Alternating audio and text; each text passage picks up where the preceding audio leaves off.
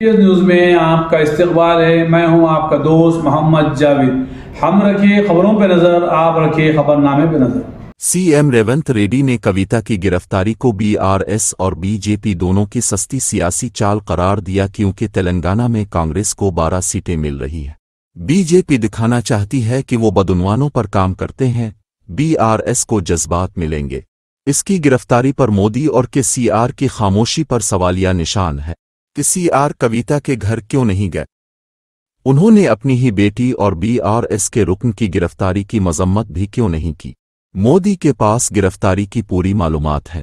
पहले हमने सोचा था कि मोदी और ईडी आएंगे, पहली बार उन्होंने कहा। అసలు ఇన్ని రోజుల నుంచి ఇంతమందిని అరెస్ట్ చేసి ఇప్పటివరకు అరెస్ట్ చేయకపోవడము, రెండోది ఈ రోజు ఎన్నికల నోటిఫికేషన్ వస్తుందంటే ఒక రోజు ముందు అరెస్ట్ డ్రామాకు తెరలేపడము దేనికి సంకేతం? ఇది అంటే అవినీతి మీద చర్యలు తీసుకున్నామని ఛాంపియన్షిప్ వాళ్ళు తీసుకోవాలని, సానుభూతుల కోటాలో వీళ్ళు ప్రజల సానుభూతి పొందాలి, మమ్మల్ని ఇబ్బంది పెడుతున్నారు, మమ్మల్ని జైలు పాలు చేస్తున్నారని చెప్పుకోవాలి వీళ్ళు అని ఇద్దరు కలిసి ఒక వ్యూహాత్మక రాజకీయ ఎత్తుగడతో వస్తున్నారు.